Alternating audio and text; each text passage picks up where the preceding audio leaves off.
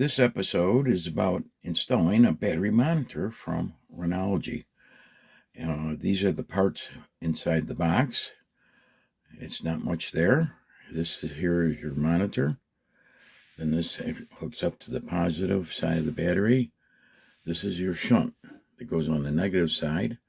This cord over here is 20 feet long to connect to the shunt here and to the battery monitor here, and they give you some screws.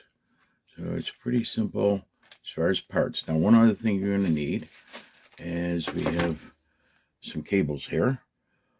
You're just going to need one of the cables. I'll include that in the list in the description along with the link for the Renogy battery monitor.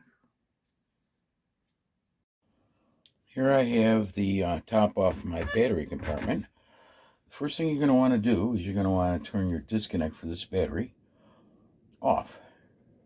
The next thing you're going to want to do is you're going to always, when you're disconnecting the batteries, always disconnect the negative first, the black wire, and then the hot wire.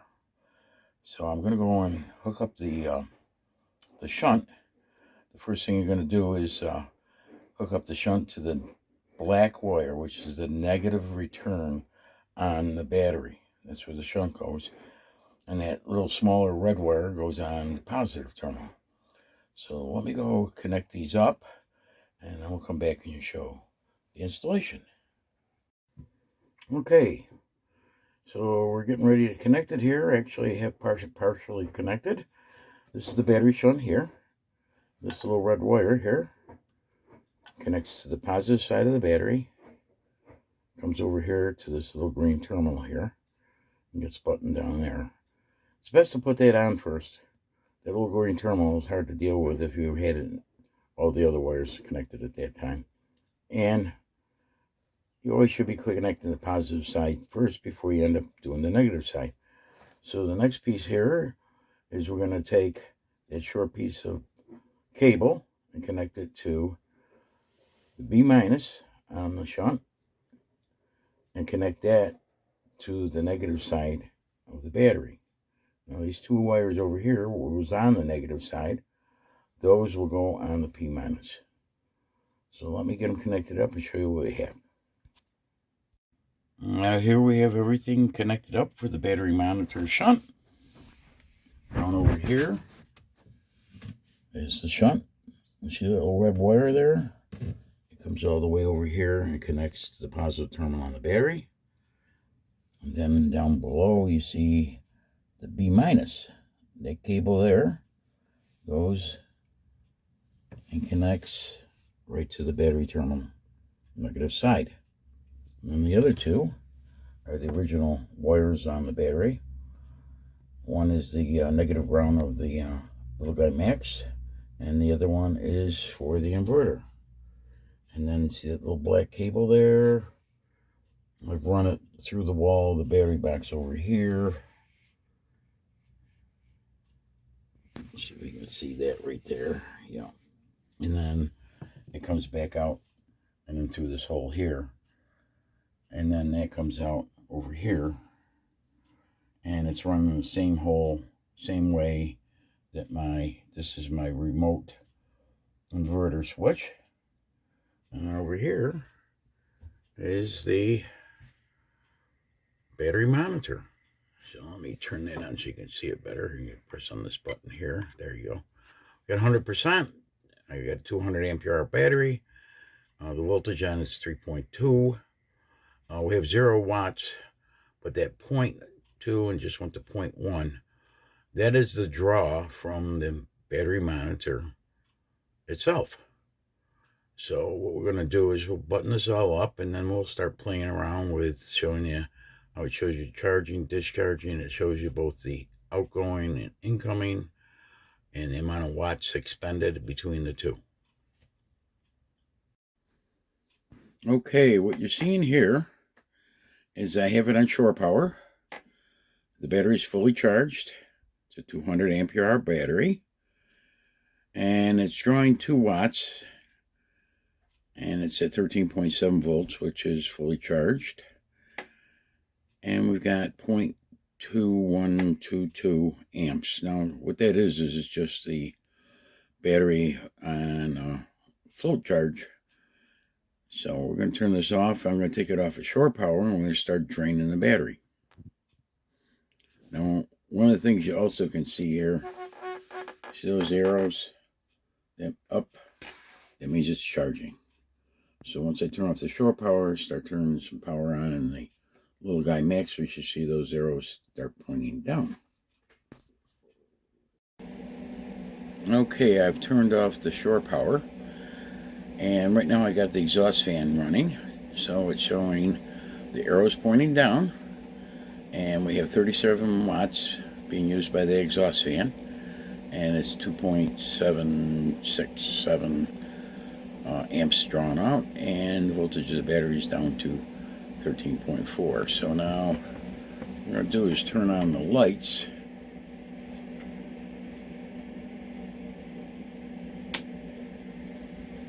Okay, that's all the overhead lights, and now you see it's 42 watts.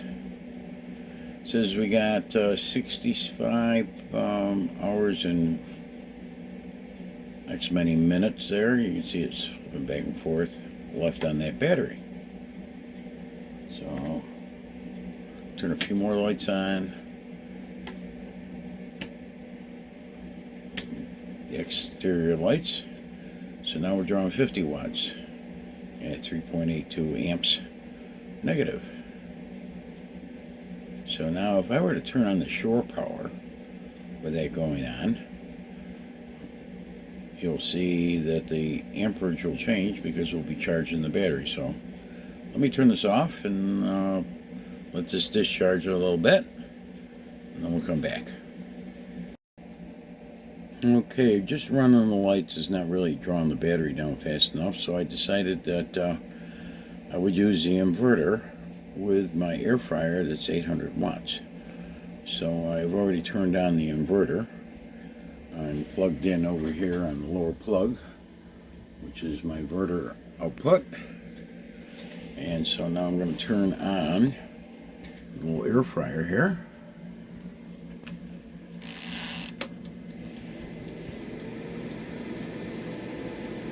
Okay, so now you can see that we're drawing 1.1 kilowatts, and that only gives us 16 hours. The voltage is at 11.8, so it takes the battery down.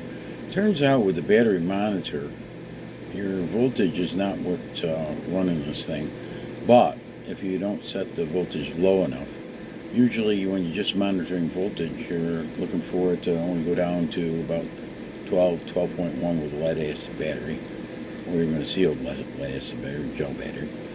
So we're going to let this run for a little bit and take that ampere hours down. They're saying we're going to have 2 hours and 25 minutes at this particular thing. So we got all the lights running, we got the exhaust fan running, we got the air fryer running. It's drawing 99.4 amps. So we'll let this run for a bit. I'll come back in a little while. Okay, here's what you're seeing. I discharged the battery. It's down to 191 amp hours. There's 4 watts being drawn right now. I'm going to turn off the inverter. We should see that drop down a little bit more. So let me turn the inverter off over here. And let's come back here. Now we're down to 3 watts.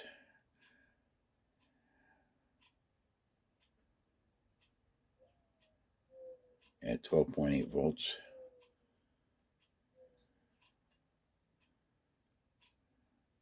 So the draw on there is the battery monitor now.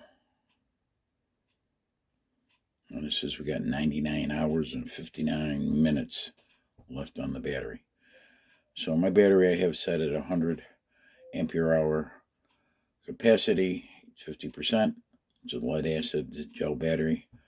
You can't take it down below 50%. We got 12.8 volts when we don't have any load going on. So let me turn on the shore power. As you can see, it's discharging at a very low wattage. Okay, so I turned on the shore power. Now you can see it's a positive 8.7, 8.6 amps. The arrows are pointing up, means it's charging. And the battery's at 3.2 volts.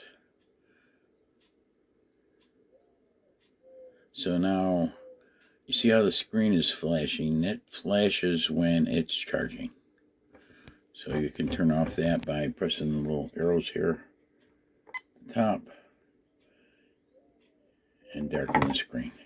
So you can see the screen is now dark. You can press it again. And there's the screen again. And it's flashing to say it's charging. Okay. So we're still charging the battery here. And I want to show you what my settings are. So what you do is you press this little OK and hold it. And there's the settings. So my capacity is 200 ampere hours.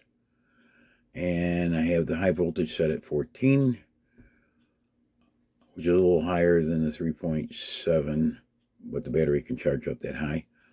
And then the low battery is 11.5. Now, if you're purely monitoring voltage and not current, you'd be looking for no lower than 12 volts for a lead acid battery. And the alarm we have set at 100 ampere hours. So, lessons learned with the battery monitor, I had it at 12.1 and it shut down. Started alarming and took the battery down to 0. And that's what the manual says. If it goes below the low voltage, it will set an alarm and show the capacity at 0. So I had to go through the whole reset as far as making sure the battery is full and then setting it up. So as you can see, that just timed out on us. If we go back and press the OK button again, that'll take us back to the screen. You can use the arrows here to get down what you want to. I have my alarm set at 100 ampere hours, which is 50% capacity for a gel cell battery. If you take it lower than that, it means the number of cycles the battery can handle will be reduced. So let's go back to the top screen. There we are. So that's a wrap on this video. I'm going to be playing with a lot more. I'm going to take the battery down to 50%, and it takes time and stuff. So this is a wrap on this video. If you liked the video, please give us a thumbs up and subscribe, and have a nice day.